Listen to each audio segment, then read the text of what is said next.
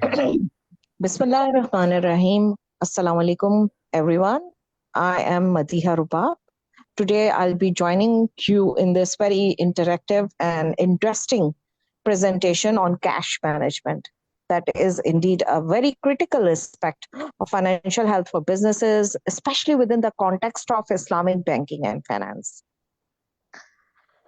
Today, as we will explore the fundamental principles of cash management, its importance in maintaining liquidity and the various tools and services that banks offer to help businesses optimize their cash flows.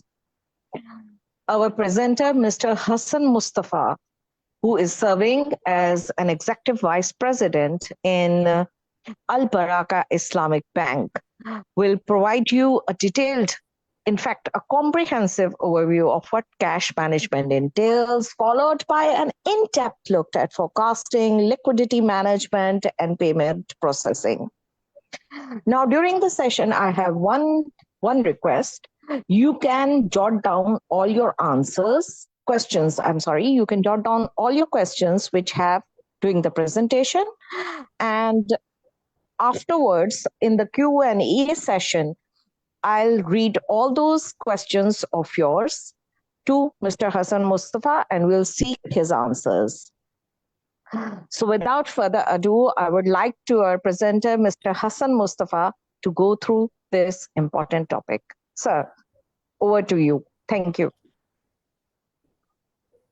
Assalamu alaikum everyone. मेरा नाम जैसे कि रुबाब ने बताया हसन मुस्तफ़ा है. मैं currently cash management के शोबे से वाबस्ता हूँ और तकरीबन काफ़ी अरसे से ये कैश मैनेजमेंट ही से वाबस्ता रहा हूँ. मेरे इससे पहले मैं 5 बैंकों में काम कर चुका हूँ और this is my first time मैं अल सादिक के अंदर एक डिस्कशन में शामिल हुआ हूँ. And thanks to Rubab and thanks to Abbas Fariyada sahab जिन्होंने मुझे इनवाइट किया और आप लोगों से बात करने का मौका अता किया. कैश मैनेजमेंट एक इम्पॉर्टेंट एस्पेक्ट है, जैसा कि आप लोग सब जानते हैं. आप लोगों को आवाज आ रही है मेरी? Hello. Yes, you are vocal, sir. We can hear you.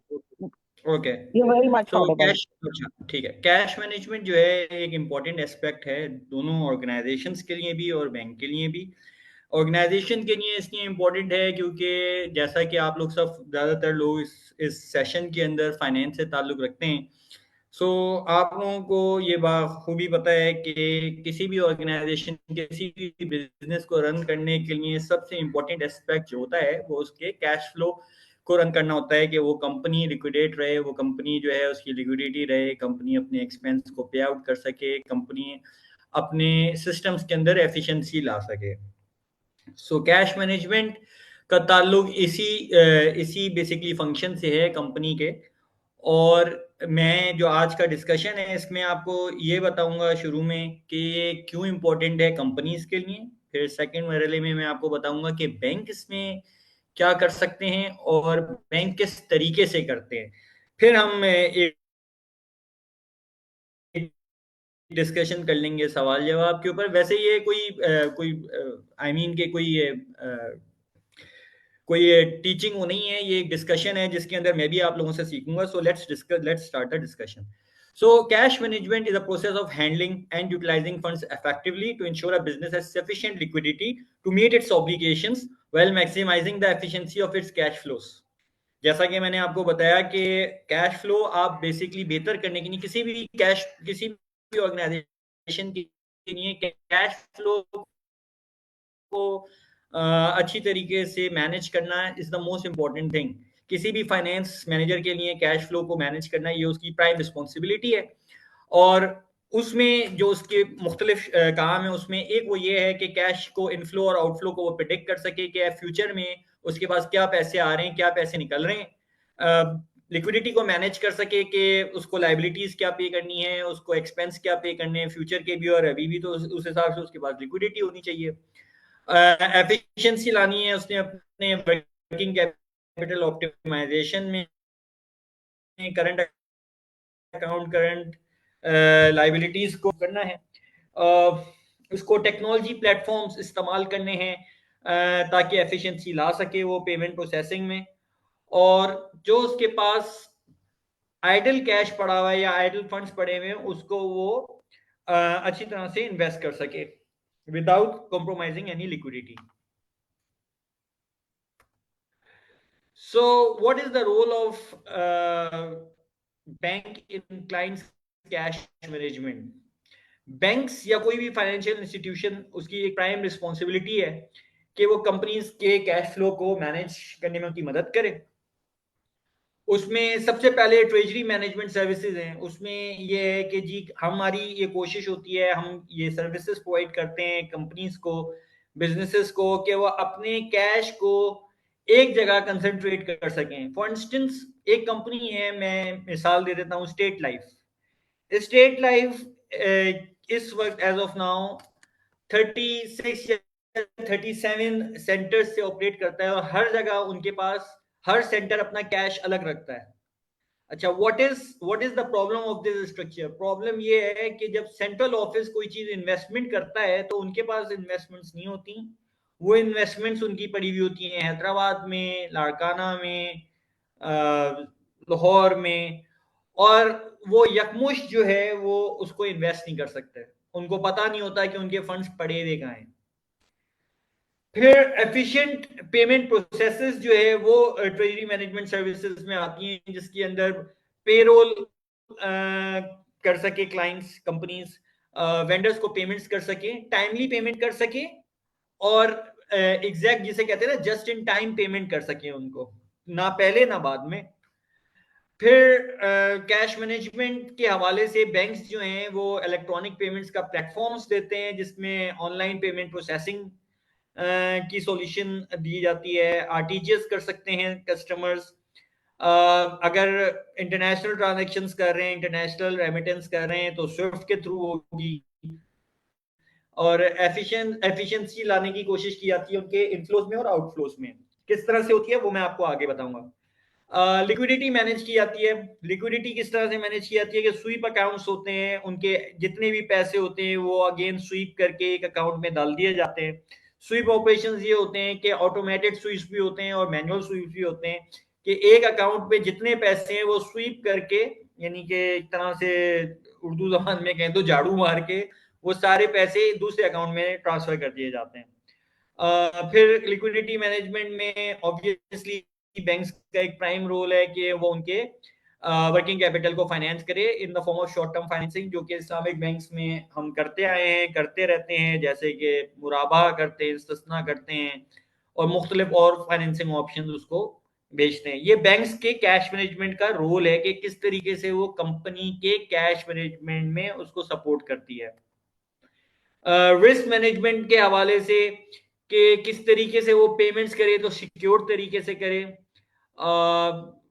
Currency को किस तरीके से जो है वो सिक्योर कर सके एम्बेजलमेंट से, थेफ्ट से, स्नैचिंग से, डायरेक्टली अकाउंट्स में पैसे डाल सकें. फिर रिपोर्ट एनालिसिस, एक जो हमने पुरानी बात कही थी कि जो एक प्राइमरी रिस्पॉन्सिबिलिटी होती है किसी भी फाइनेंस मैनेजर या ट्रेजरी मैनेजर की, वो ये होती है कि वो कैश फ्लो को अपने प्रिडिक्ट कर सके. एक तरीका कैश फ्लो को प्रिडिक्ट करने का ये है कि वो पुरानी ट्रेंड देख सके, अपनी एमआईएस देख सके. मिसाल के तौर से अगर एंग्रो है और एंग्रो की लेट सपोज 50 डीलर्स हैं, तो वो ये देख सकता है कि मेरा कौन सा डीलर किस जगह के ऊपर बैठ के उसने पिछले साल कितनी सेल्स की थी, कितनी कलेक्शन आई थी इस प्रोडक्ट की. ये एमआईएस, ये रिपोर्ट उसको कैश मैनेजमेंट सिस्टम से हासिल हो सकती है. मिसाल के तौर से एंग्रो फूड्स का लेट सपोज ऑलपर्स मिल्क है, और ऑलपर्स मिल्क की सेल जो है वो लेट सपोज लाहौर में कितनी है, वो कराची में कितनी है, वो कौन सा डीलर उसकी ज्यादा सेल करता है, कौन सा डीलर उसकी कम सेल करता है, किससे ज्यादा कलेक्शन आती है, किससे कम कलेक्शन आती है, ये सब चीजें उसको एमआईएस की फॉर्म्स में कैश मैनेजमेंट सिस्टम से मिलती हैं, जिसके बिना पे वो एक कैश फ्लो कर सकता है अपनी, जिसकी बिना पे वो अपने डीलर्स के साथ नेगोशिएशंस कर सकता है, उनको अच्छी डील्स प्रोवाइड कर सकता है कि भाई तुम्हारी सेल्स ज्यादा है तो मैं तुमको ये डील दूंगा, तुम्हारी सेल्स कम थी पिछले साल, तुमको मैं ये डील नहीं दूंगा, so on and so forth. फिर security and compliance, one of the basic key feature of cash management or of any bank is to provide solutions with complete secured platforms and to comply with the compliance policies of State Bank of Pakistan and other regulators such as SECP. सो मिसाल के तौर से अगर आप banker to the issue बनना चाहते हैं किसी शेयर्स के, तो आपको एसईसीपी की रेगुलेशन, एसईसीपी से आपको लाइसेंसिंग लेनी पड़ेगी, एसईसीपी के कुछ डॉक्यूमेंटेशन है जो बैंक को फुलफिल करनी पड़ेगी। इसी तरीके से अगर आप किसी के डिविडेंड्स पे कर रहे हैं तो उसमें एसईसीपी की आपको रेगुलेशंस पूरी करनी पड़ेंगी, आपको डॉक्यूमेंट्स पूरे करने पड़ेंगे, आपको कराची स्टॉक एक्सचेंज से या पाकिस्तान स्टॉक एक्सचेंज से जो उसने डिविडेंड डिक्लेयर किया है वो सब चीज़ें आपको लेनी पड़ेंगी। एक अलग बुक मेंटेन करनी पड़ेगी। इसी तरीके से मुख्तलिफ किस्म की जो रेगुलेटर जो पाकिस्तान में ऑपरेट करते हैं उनको आपको उनकी पॉलिसीज के साथ कंप्लाई करना पड़ेगा। सो बैंक्स का एक रोल ये भी होता है कि वो जो कैश मैनेजमेंट की सर्विसेज देते हैं, चाहे वो कलेक्शन हो या पेमेंट्स हो, उसके अंदर वो रेगुलेटर की पॉलिसीज को फॉलो करे और एक सिक्योर प्लेटफॉर्म दे किसी भी कस्टमर को of collecting and handling and utilizing funds effectively for sufficient liquidity। तो एक जो किसी भी फाइनेंस मैनेजर का या ट्रेजरी मैनेजर का एक जो बेसिक काम होता है वो ये होता है कि वो अपने कैश फ्लोज को एफिशिएंटली मैनेज कर सके, सो दैट वो अपने प्रिडिक्ट कर सके इनफ्लोज को, आउटफ्लोज को, अपनी लिक्विडिटी मैनेज कर सके ताकि एक्सपेंस पे आउट कर सके टाइमली, जस्ट इन टाइम जिसे कहते हैं आप। फिर वर्किंग कैपिटल को वो ऑप्टिमाइज कर सके, अपनी लिक्विडिटीज, अपनी जो लाइबिलिटी है उसको कम कर सके, अपनी करंट एसेट्स को बढ़ा सके इन फॉर्म ऑफ कैश, अपनी कॉस्ट को कम कर सके। One of the basic cost is financial cost, right.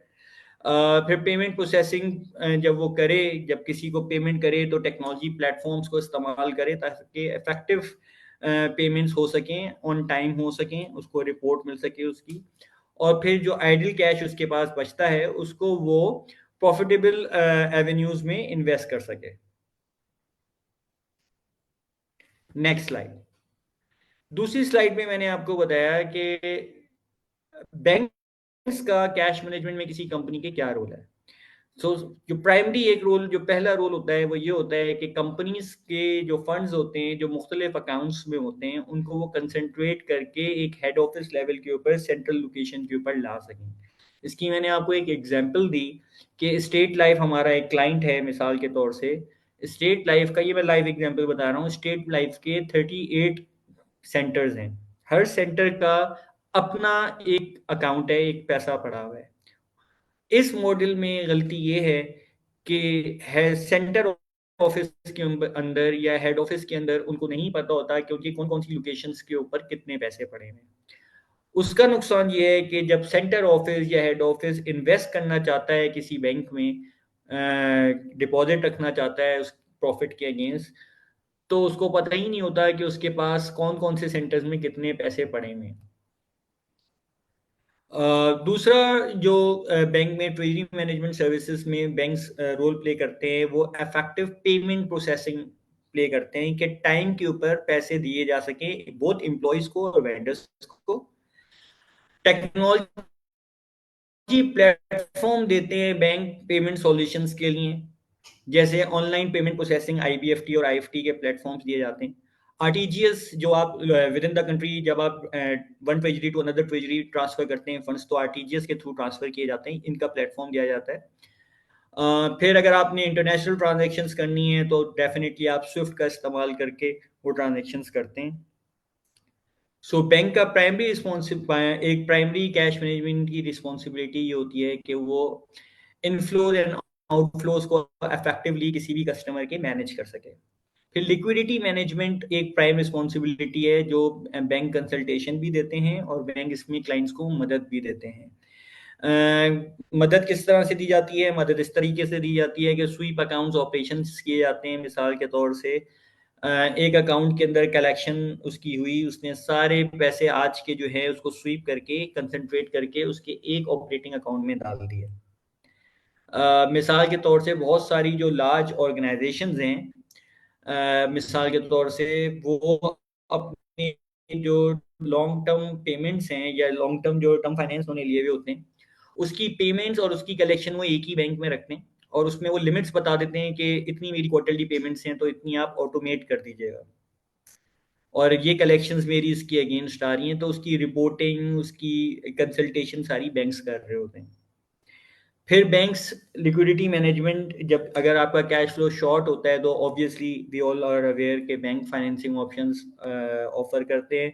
Islamic banks में मिसाल के तौर से मुराबा, इस्तिस्ना, ये सब हमारे फाइनेंसिंग ऑप्शंस हैं जो हम क्लाइंट्स को अपने ऑफर करते हैं ताकि वो अपनी कैश फ्लो को पॉजिटिव रख सकें और अपने ऑपरेशंस चला सकें। Moving on to the next slide.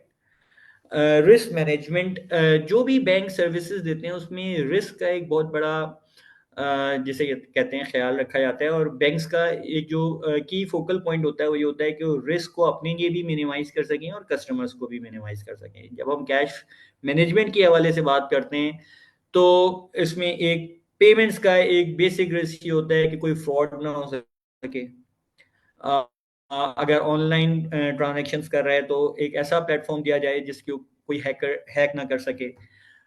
उसके ऊपर मुख्तलिफ टेस्टिंग की जाती है उन प्लेटफॉर्म्स की कि भाई जो आजकल नए हैकिंग सॉफ्टवेयर हैं उनके ऊपर हमारा सिस्टम कितना सिक्योर्ड है।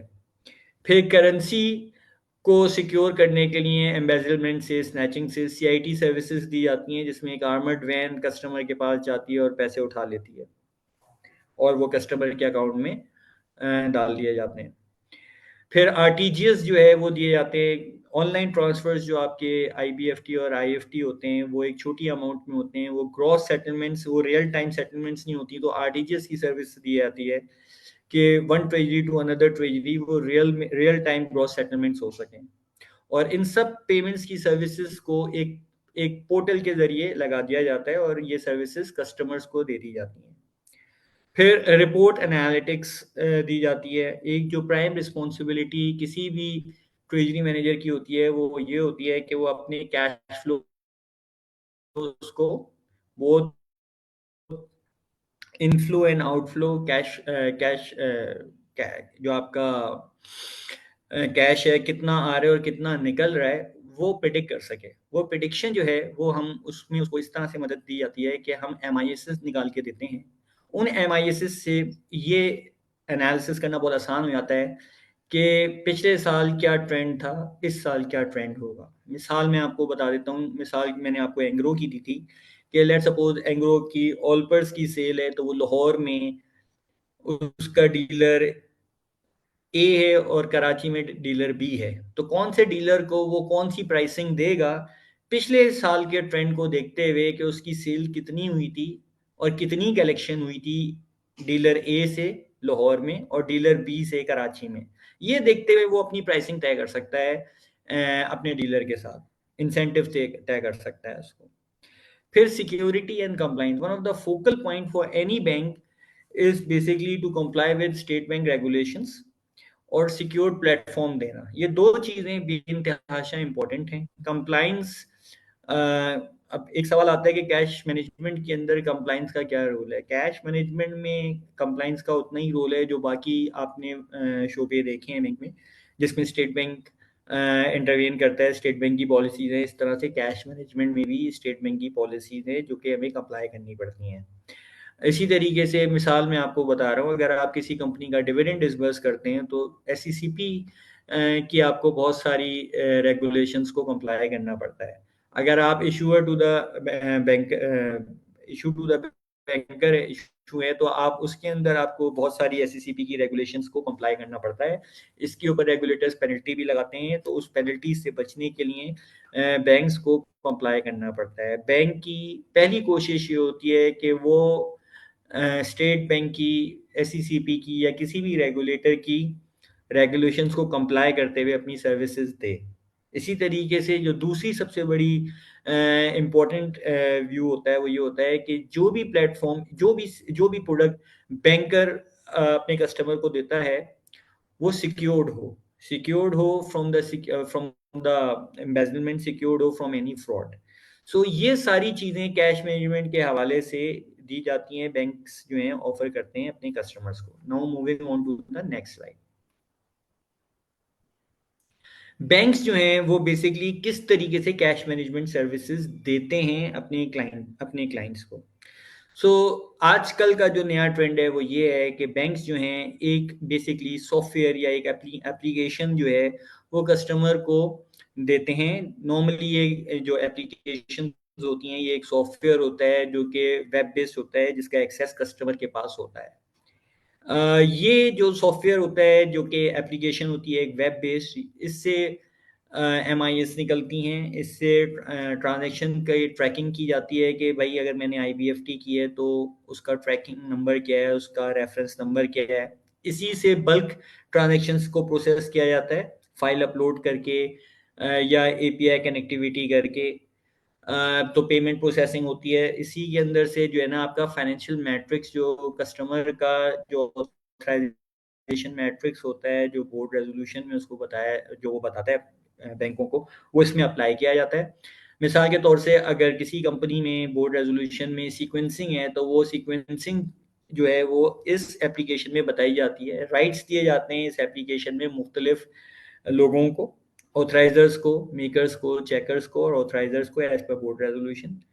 और ये जो सिस्टम होते हैं इनमें ये कैपेबिलिटी होती है कि वो क्लाइंट के ERP सिस्टम के साथ इंटीग्रेट कर सकें। फिर ये सिस्टम्स जो होते हैं वो बेसिकली उनमें ये फीचर्स होते हैं कि वो सिक्योर्ड होते हैं, उनके अंदर सिक्योरिटी फैक्टर्स रखे जाते हैं। मिसाल के तौर से SSL इंक्रिप्टेड होती है, इंफॉर्मेशन सिक्योरिटी, ताकि वो बीच में कोई हैकिंग डिवाइस से या हैकिंग सॉफ्टवेयर से इंफॉर्मेशन को हैक ना कर ले और बेसिकली कोई फ्रॉड ना हो जाए। Are you guys with me? Yes, sir. Hello. Very much. Yes, okay. sir.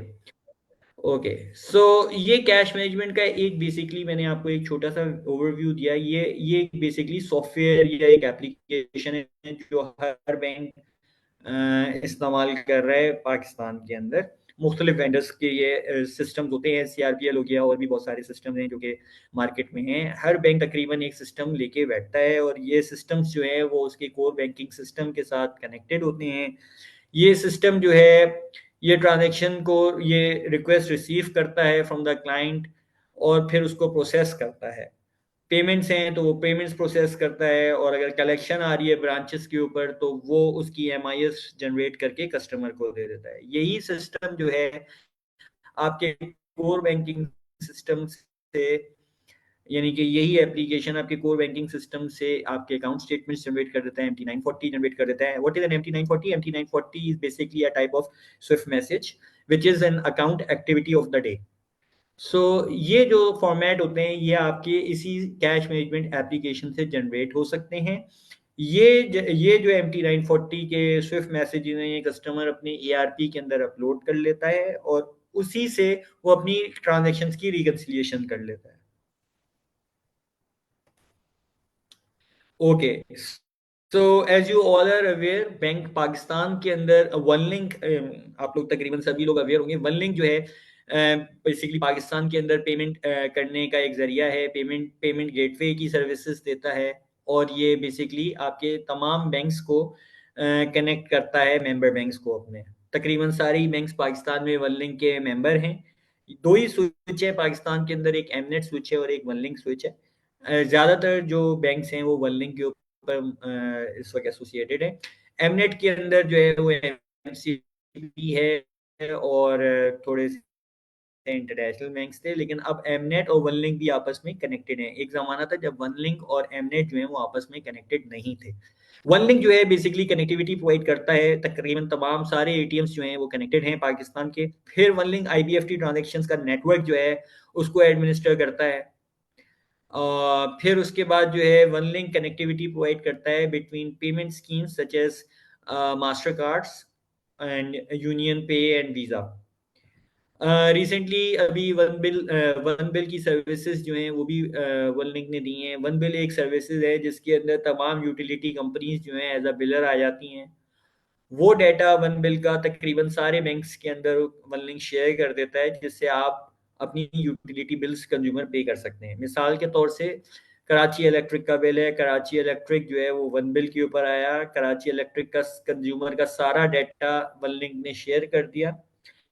कोई भी कंज्यूमर किसी भी ब्रांच में जाएगा, वो अपना कंज्यूमर नंबर बताएगा, तो उस ब्रांच के टेलर को ये पता होगा कि कितने पैसे लेने से, इसकी क्या एक्सपायरी डेट है बिल की, और क्या ड्यू डेट है मतलब, और कितने पैसे इसमें बिजली के लेने हैं, और उसको वो एंटर कर सकता है, और ये रियल टाइम रिपोर्टिंग वापस वर्लिंग के थ्रू कराची इलेक्ट्रिक में पहुंच जाएगी। Can you move on to next slide? Yes, please. Okay, cash management के हवाले से वैसे तो कलेक्शन की कई प्रोडक्ट्स हो सकती हैं, जो कॉमन प्रोडक्ट्स हैं वो मैंने यहाँ मेंशन किए हैं। कैश मैनेजमेंट की, बेसिकली कैश मैनेजमेंट के अंदर दो तरह की प्रोडक्ट्स होती हैं, एक आपके पास कलेक्शन साइड है, एक आपके पास पेमेंट साइड है। सो लेट्स स्टार्ट विद कलेक्शंस।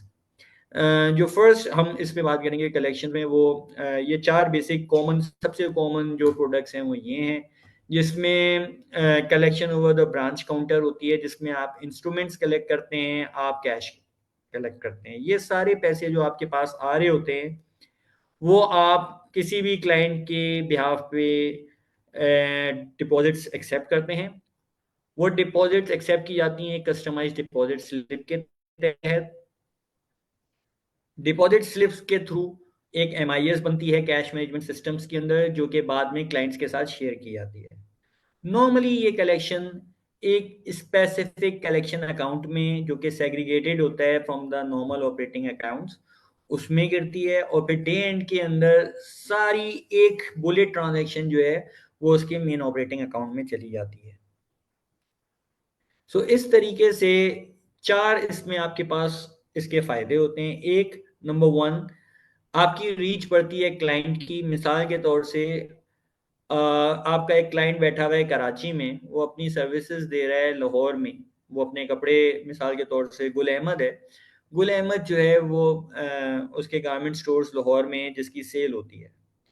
सो लाहौर की ब्रांच में वो जाके पैसे जमा करा सकता है डिपॉजिट स्लिप पे गुल अहमद के नाम पे, और वो पैसे गुल अहमद के अकाउंट में सेंट्रलाइज कराची में गिर जाएंगे। फिर जो सेल होगी उसके अंदर, मिसाल के तौर से गुल अहमद का स्टोर की लोकेशन 1 है, तो वो लोकेशन 1 के नाम से आ रहे होंगे कि लोकेशन 1 में ने गुल अहमद में इतने पैसे दिए आज की तारीख में। इसी तरीके से आप मुख्तलिफ रिपोर्ट राइटिंग कर सकते हैं, प्रोडक्ट वाइज भी बना सकते हैं। तो ये collection over the branch counter सबसे कॉमन फॉर्म है, और ये पाकिस्तान में तकरीबन हर बैंक इस वक्त ऑफर कर रहा है। दूसरी जो कलेक्शन है वो चेक वेयर हाउसिंग है। ये इतनी कॉमन नहीं है, ये नॉर्मली इंटरनेशनल बैंक्स पहले ऑफर किया करते थे, आजकल ये इतनी कॉमन नहीं है।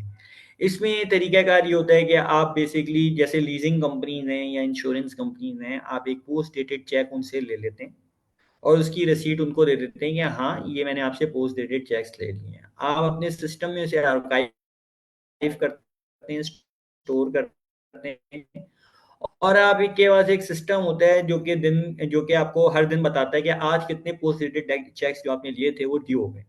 उनको आप टाइमली रियलाइज करते हैं, डिपॉजिट स्लिप करते हैं उनकी, क्योंकि आपको पता होता है कि वो पोस्ट डेटेड चेक्स किस मद में आपके पास आए थे। और इस तरीके से कस्टमर्स अपनी ये वाली जो कलेक्शन है, इसको आउटसोर्स कर देते हैं towards banks. This is very common with leasing companies, with मुदारबा companies, and with financing companies, जो कि इंश्योरेंस और इस तरह की जो ऑर्गेनाइजेशन होती हैं जो पोस्ट डेटेड चेक्स लेती हैं, उसमें ये बहुत कॉमन इस्तेमाल होती थी।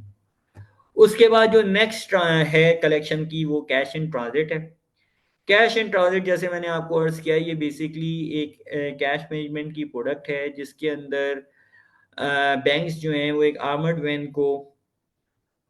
वैन को बेसिकली हायर करके उनको भेजा जाता है कस्टमर के प्रेमिसेस पे, या उसके कस्टमर्स के क्लाइंट के कस्टमर्स के प्रेमिसेस में, और वहां से पैसे उठा के क्लाइंट के अकाउंट में जमा करा दिया जाता है। इसके अंदर तकाफुल की सर्विसेज भी होती हैं कि भाई जो पैसा है वो इंश्योर्ड हो आपका, बेसिकली तकाफुल अरेंजमेंट से वो पैसा इंश्योर्ड हो जाता है, वो गाड़ियाँ इंश्योर्ड हो जाती हैं, उनकी एक बेसिकली लिमिट होती है कि भाई ये गाड़ी मैक्सिमम 100 मिलियन तक उठा सकती है, या 50 मिलियन तक उठा सकती है। तो उसी हिसाब से उनकी तकाफुल अरेंजमेंट्स होती हैं, और उनका एक स्केड्यूल बना लिया जाता है महीने में कि भाई आपको, मिसाल के तौर से आपके 50 स्टोर हैं, तो हर स्टोर के ऊपर एवरी थर्सडे हमारी गाड़ी आएगी और पैसे उठाएगी उनसे और आपके अकाउंट में जमा करा देगी। ठीक है, हमें पता होता है कि इन स्टोर्स में मैक्सिमम जो पैसे कलेक्ट हो रहे होंगे वो लेट सपोज 50 मिलियन के आसपास होंगे, उनकी डिस्टेंसेस कितने हैं, ये सब चीज़ें हम लोगों को पता होती हैं, उस तरीके से कस्टमर को चार्ज कर दिया जाता है और पैसे जो हैं वो इफेक्टिवली एंड एफिशिएंटली कस्टमर के अकाउंट में या क्लाइंट के अकाउंट में डाल दिए जाते हैं।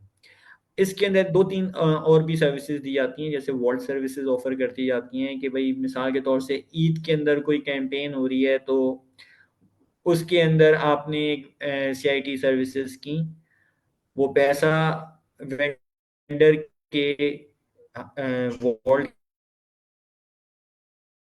के अंदर जमा हो गया एक उसमें, और फिर जिस दिन बैंक सर्विसेज दे दी जाती हैं, एक आदमी जाता है इनके साथ इन आर्मर्ड वैन के साथ और पैसे गिन भी लेता है। फिर ये भी होता है मिसाल के तौर से कि आपको मुख्तलिफ शहरों में से भी पैसे उठाने की एक जिसे कहते हैं लॉजिस्टिक सपोर्ट इसमें दे दी जाती है कि भाई आप कराची में बैठे हैं लेट सपोज, तो बैरिया टाउन से भी पैसा आ रहा है, हैदराबाद से भी आ रहा है, नूरियाबाद से भी आ रहा है, दूर दराज के इलाकों में से भी आप गाड़ी भेज के पैसे मंगा लेते हैं। फिर जो नेक्स्ट कलेक्शन की एक नॉर्मल फॉर्म है वो आरटीजीएस है। आरटीजीएस जो है वो इनकमिंग आरटीजीएस आपके पास आ जाते हैं। आरटीजीएस बेसिकली क्योंकि ये रियल टाइम ग्रॉस सेटलमेंट्स है between treasury to treasury, so we recommend कि आप जो बड़े अमाउंट्स हैं वो आप आरटीजीएस से मंगाएं अपने पास rather than digital payment such as IBFT and IFT, क्योंकि वो रियल टाइम ग्रॉस सेटलमेंट्स नहीं होती हैं। So RTGS are considered as more secured way of having money. सो इसके अंदर बड़े अमाउंट्स जो हैं वो नॉर्मली रिसीव होते हैं और क्लाइंट्स जो हैं इसको कॉमनली इस्तेमाल करते हैं। आरटीजीएस स्ट्रेट थ्रू प्रोसेसिंग नहीं होती है। आरटीजीएस के मुख्तलिफ टाइम्स होते हैं जो कि हम सबको जो बैंकर्स हैं उनको डेफिनेटली पता है कि स्टेट बैंक का जो टाइम होता है वो 4 बजे तक ख़त्म हो जाता है और मुख्तलिफ औकात के अंदर स्टेट जो आरटीजीएस के चार्जेस होते हैं वो भी ज़रा मुख्तलिफ होते हैं। सो आरटीजीएस जो है वो कॉमनली यूज़ किया जाता है। जैसे मिसाल के तौर से आज आपने किसी कस्टमर को बड़ी टर्म फाइनेंसिंग दी तो वो फ़ौरन ये पैसे आरटीजीएस करके अपनी मिसाल के तौर से जो चीज़ जिस जिस जगह से उसने खरीदनी है उसके अकाउंट में आरटीजीएस कर देगा rather than sending it through cash.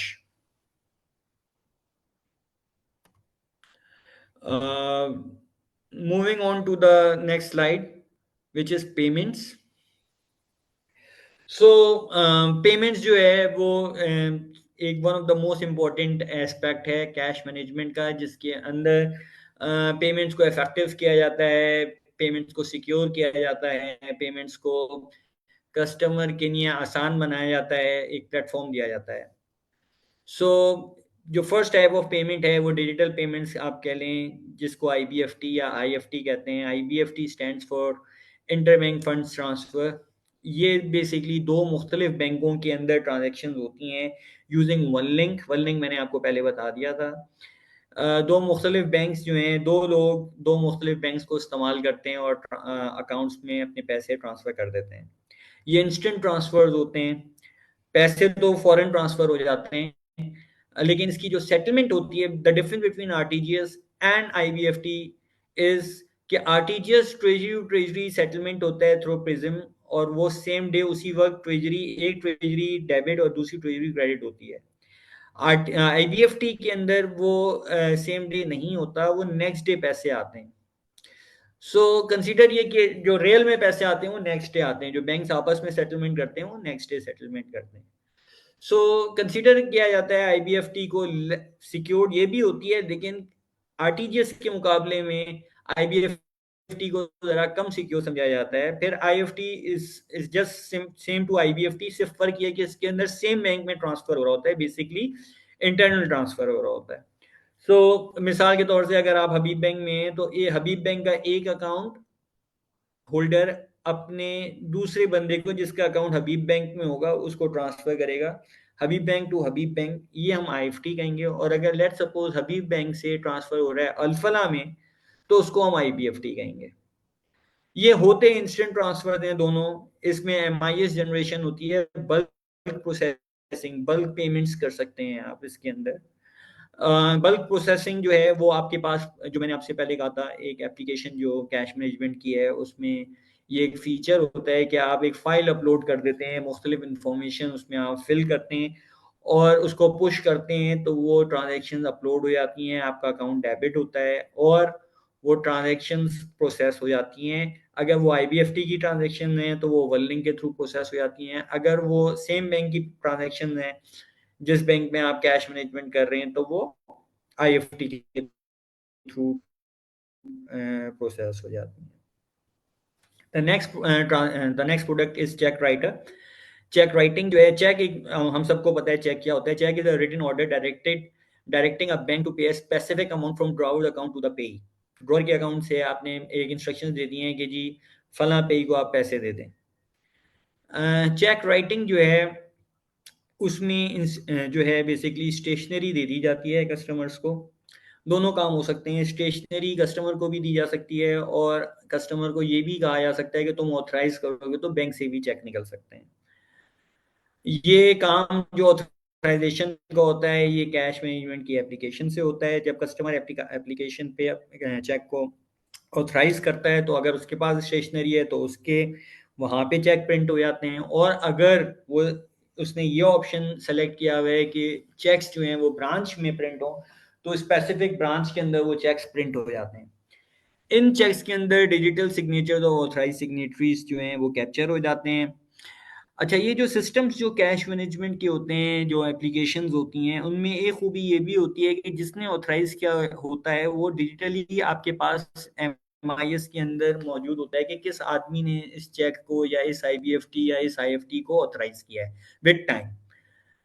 अच्छा, ये जो कैश मैनेजमेंट के नॉर्मली चेक्स होते हैं, ये नॉर्मल चेक्स तो होते हैं लेकिन इसके अंदर 3 पार्ट होते हैं। एक पार्ट होता है जो बेसिकली चेक होता है जैसे रेगुलर चेक है। दूसरा पार्ट इसका जो होता है उसमें बेसिकली एक कस्टमर की रसीद की फॉर्म होती है कि आप चेक दे रहे हैं, और उस दूसरा जो पार्ट है वो उसमें से फाड़ के फोलियो उसको देते हैं कि भाई तुम ये रसीद जो है एज अ रसीद मुझे दे दो कि तुमने ये चेक मुझसे लिए है। और तीसरे पार्ट में इनवॉइसेस की डिटेल्स भी होती हैं कि इस चेक के अगेंस्ट कितनी इनवॉइसेस की पेमेंट हुई है और उसकी क्या कैलकुलेशन थी टैक्स की, ये भी इसके अंदर डिटेल चेक में आ जाता है। So these cheques are basically A4 size cheques. A4 का जो पेज होता है उतना बड़ा ये चेक होता है। उसमें से पहला पार्ट जो होता है वो चेक होता है, दूसरा पार्ट जो है वो एक रसीद की तरह इस्तेमाल होता है, और तीसरा पार्ट जो है उसके अंदर कैलकुलेशंस आ रही होती हैं बेसिकली। फिर जो तीसरी मैंने आपको पेमेंट की प्रोडक्ट बतानी है आज, वो बैंकर्स चेक है, which we all know what is a banker check. Banker check is basically a bank draft, a secure payment method issued by a bank on behalf of the client. It is a guarantee of payment as the funds are drawn directly from the bank's own funds. Basically ये एक पे order है जिसमें आप client के पैसे debit करके bank अपने पास रख लेता है और फिर एक ड्राफ्ट इशू करता है, एंड एक तरह से गारंटी होती है बेनिफिशियरी को कि भाई अगर ये पैसे गारंटीड बैंक उसको देगा। ये ट्रांजैक्शंस जो हैं इसके अंदर स्टेशनरी डेफिनेटली बैंक के पास होती है क्योंकि इसकी लायबिलिटी बैंक में होती है, और इसके अंदर जो है बेसिकली जो काम होता है वो ये होता है कि आप कैश मैनेजमेंट एप्लीकेशन के थ्रू आप सारी इंफॉर्मेशन बेनिफिशियरी की इनपुट करते हैं। वो इंफॉर्मेशन आपके पास बैंक में आ जाती है, वो बैंक प्रोसेस करता है और एक आपका अकाउंट डेबिट करके अपना अकाउंट क्रेडिट करता है और एक बैंकर चेक इशू कर देता है। उस बैंकर चेक को अगर आप बैंक को कहते हैं तो वो कोरियर कर देगा, अगर आपने कोरियर सर्विसेज ली है, नहीं तो आपका बंदा आएगा और उठा के ले जाएगा उसको। फिर जो चौथी नॉर्मली पेमेंट्स की ट्रांजेक्शन होती हैं वो कैश ओवर काउंटर होती हैं। कैश ओवर काउंटर एक बेसिकली जैसे आपने इजी पैसा का कॉन्सेप्ट सुना होगा, एग्जैक्टली सेम कॉन्सेप्ट है जिसके अंदर कंपनी जो है उसके पास ये राइट आ जाता है कि वो किसी आदमी को भी 50,000 या 1 लाख जो भी उसकी हद मुकर्रर बैंक रखता है उसकी पेमेंट कैश की फॉर्म में दे सकता है एट अ ब्रांच काउंटर। जो इंफॉर्मेशन होती है बेनिफिशियरी की वो कैश मैनेजमेंट एप्लीकेशन के थ्रू भेजी जाती है। वो उस इंफॉर्मेशन उसमें एक सेल नंबर दिया जाता है बेनिफिशियरी का। बैंक के पास जब वो इंफॉर्मेशन आती है तो बेनिफिशियरी को एक पिन नंबर चला जाता है, वो पिन लेकर आता है, अपना शनाख्ती कार्ड लेकर आता है और वो पैसे वहां से उठा लेता है। फायदा क्या है? फायदा ये है कि उन लोगों को पैसे डिसबर्स हो सकते हैं जिनका बैंकिंग अकाउंट नहीं होता। और सेकेंडली आपके पास पेटी कैश की तरह की जो चीज़ें होती हैं क्लाइंट्स की, वो इस तरह की चीज़ें पेमेंट हो जाती हैं इसके ऊपर। इमरजेंसी में डिस्पर्स हो सकता है पैसा। मिसाल के तौर से आप कराची में बैठे हैं, आपका ड्राइवर फंस गया है व्हीकल का पेशावर में, तो उसको आप फौरन कैश चाहिए, तो वो फौरन कैश आप इस तरीके से उसको डिस्पर्स कर सकते हैं। Moving on to the next slide. Okay, so one of the most important thing is host to host connectivity. दो तीन तरीके से ट्रांजेक्शन्स को एग्जीक्यूट किया जा सकता है। नॉर्मली जो बड़ी ऑर्गेनाइजेशन होती हैं वो आपके पोर्टल पे आके ट्रांजैक्शन करना उनको समझ में नहीं आ रहा होता। वो कहते हैं कि हम अपने ही ईआरपी सिस्टम पे ट्रांजैक्शन को एग्जीक्यूट करेंगे और आप कनेक्ट हुआ हो, ताकि हम जब अपनी ईआरपी पे ट्रांजैक्शन को एग्जीक्यूट करें तो ट्रांजैक्शन बैंक के सिस्टम में भी एग्जीक्यूट हो जाए। So host to host connectivity जो है वो एपीआई एप्लीकेशन प्रोग्रामिंग इंटरफेसेस के जरिए कनेक्ट की जाती है। ये जो कनेक्टिविटी है बेसिकली सर्वर टू सर्वर को कनेक्ट करता है प्रोग्रामिंग के थ्रू। और बेसिकली आपकी जो फ्लो ऑफ इंफॉर्मेशन है वो इस प्रोग्रामिंग इंटरफेस के थ्रू ट्रांसफर हो रही होती है between the client ERP and the bank system. Data जो है वो आ रहा होता है और जा रहा होता है, और इंटीग्रेशन इस तरीके से कर दी जाती है दो सिस्टम्स के बीच में। एक जो इसके जो फायदे हैं वो ये होते हैं कि एक एक तो ये real time transaction, real time जो डाटा है मिसाल के तौर से वो फ्लो हो रहा होता है। सो मिसाल के तौर से मैं एक एग्जांपल बता रहा हूँ कि आपने एक स्कूल की कलेक्शन करनी है। सो अगर आपकी एपीआई कलेक्शन की, आपने एपीआई कंज्यूम की है क्लाइंट की, तो होगा क्या, आपके पास एक बच्चा आया, बच्चे ने अपना मिसाल के तौर से अपना स्टूडेंट नंबर बताया स्कूल का। तो जैसे ही टेलर आपका बैंक का स्टूडेंट नंबर डालेगा, बीकन हाउस का स्कूल है लेट्स सपोज, बीकन हाउस के सिस्टम में जाके वो जैसे ही नंबर डालेगा तो बीकन हाउस से सारी इंफॉर्मेशन उस बच्चे की टेलर के पास आ जाएगी, जिसमें ये भी पता चल जाएगा कि इस बच्चे को, बच्चा जो है इसकी फीस कितनी है, अगर कोई लेट पेमेंट चार्जेस है तो वो भी पता चल जाएगी। और बच्चा वो फीस देगा, टेलर उसको मार्क करेगा पेड, तो यही मैसेज वापस बीकन हाउस चला जाएगा, ये इंफॉर्मेशन चली जाएगी और बीकन हाउस के ईआरपी सिस्टम में उस बच्चे की फीस पे हो जाएगी। ये चीजें, ये जो इस तरह की एप्लीकेशंस होती हैं नॉर्मली लार्ज क्लाइंट्स आपसे एक्सपेक्ट कर रहे होते हैं। Companies, bigger companies like ICI, like आपके पास एंग्रो एंड बिगर जो आपके कॉर्पोरेट ऑर्गेनाइजेशन हैं, जो नहीं चाहती कि आपके सिस्टम के ऊपर वो आके काम करें। वो ये चाहती हैं कि वो अपनी ईआरपी पे काम करें और इंफॉर्मेशन फ्लो जो है वो होता रहे बिटवीन द टू सिस्टम्स। उसके लिए बैंक्स अपनी कनेक्टिविटी करते हैं थ्रू एपीआई। बेनिफिट्स इसके क्या हैं? अगेन ऑटोमेशन है, स्केलेबिलिटी है। स्केलेबिलिटी से मुराद ये है कि मिसाल के तौर से लेट पेमेंट कैलकुलेशन है।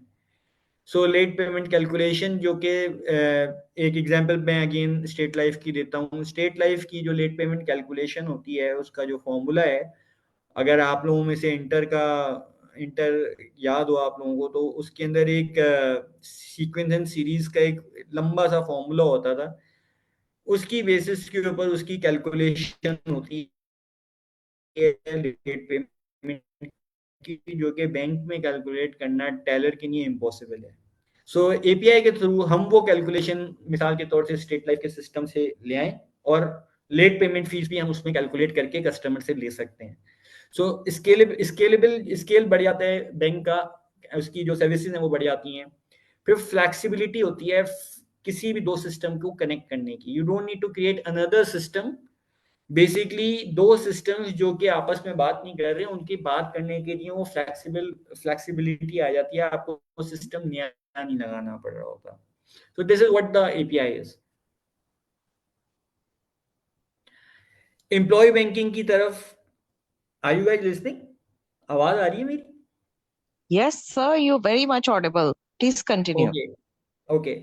Employee banking is basically a very usable and a very जिसे कहते हैं हर बैंक में ये ऑप्शन दिया जाता है एम्प्लॉय बैंकिंग का। बेसिकली एम्प्लॉय बैंकिंग जो है उसका उसका जो एक प्राइमरी रीजन किसी भी बैंक का होता है वो ये होता है कि वो अपने इंस्टीट्यूशनल क्लाइंट्स के एम्प्लॉयज को के अकाउंट भी अपने पास खोल ले। फायदा उसका डेफिनेटली है कि वो करंट अकाउंट और सेविंग अकाउंट के डिपॉजिट्स ले आता है इन एम्प्लॉयज से और अपनी कस्टमर बेस बढ़ाता है। न्यू टू बैंक एक्विजिशन आ जाती हैं अकाउंट ओपनिंग के थ्रू, उनको आप अपने basically consumer banking product, consumer financing products उनको आप सेल कर देते हैं। सो एम्प्लॉय बैंकिंग की जो है बेसिकली प्रोडक्ट ऑफरिंग बनाई जाती है बैंक्स में। उसका जो एक की ऑब्जेक्टिव होता है वो ये होता है कि एम्प्लॉयर के लिए आसानी हो कि वो अपने एम्प्लॉयज़ के अकाउंट आसानी से बल्क में खोल सके। सो यहाँ मैं एम्प्लॉय बैंकिंग उन कंपनीज की तरफ आप लोगों की जिसे कहते हैं ना अटेंशन चाहता हूँ कि जहाँ 2,000, 4,000, 5,000 अकाउंट्स होते हैं। मिसाल के तौर से आप जब एक टेक्सटाइल मिल में जाते हैं तो वहाँ 1,500 अकाउंट आपने खोलने होते हैं। अब 1,500 अकाउंट को आपने बल्क में खोलना है। सो आप एक ऐसा सिस्टम बनाते हैं जिसमें इंफॉर्मेशन आए, इन्फॉर्मेशन आके आप उसको बल्क में प्रोसेस करें, उसकी केवाईसी बल्क में निकालें और आप अपने कोर बैंकिंग सिस्टम में जहाँ कस्टमर के अकाउंट खुलते हैं वहाँ बल्क में उसको पॉपुलेट करें डाटा और वहाँ पे एक साथ 500 अकाउंट, 1,000 अकाउंट खुल जाएं और टाइम कम लगे इसमें। सो ये एक एम्प्लॉय बैंकिंग का सिस्टम होता है। नॉर्मली कैश मैनेजमेंट और एम्प्लॉय बैंकिंग एक दूसरे के साथ पैरेलल साथ साथ चल रही होती है।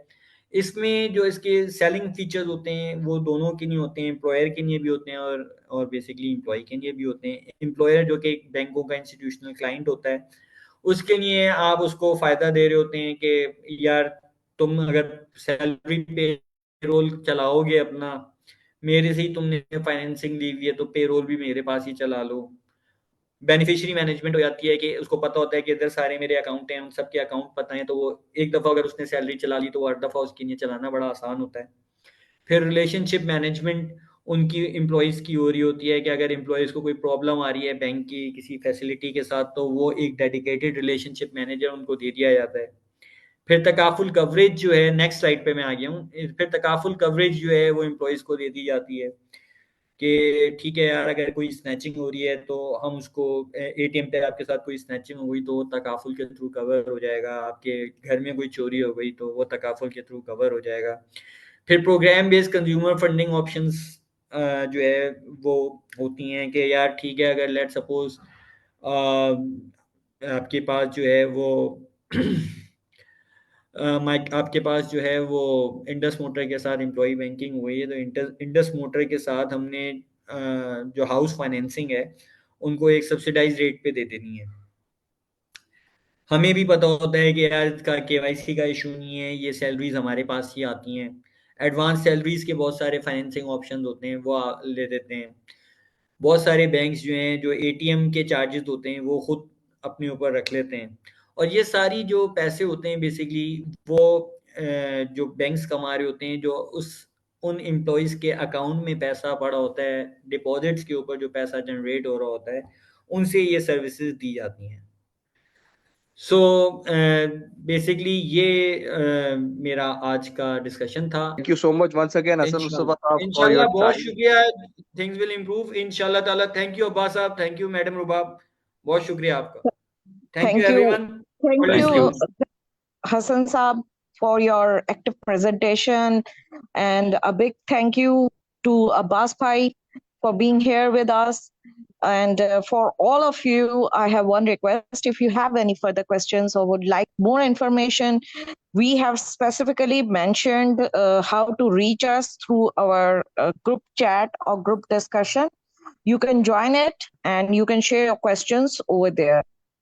Thank you and Allah Hafiz. Have a great day. Thank you, बहुत शुक्रिया। Thank you. हाफिज जी, have a nice day. Thank you जी, Allah हाफिज। Hafiz.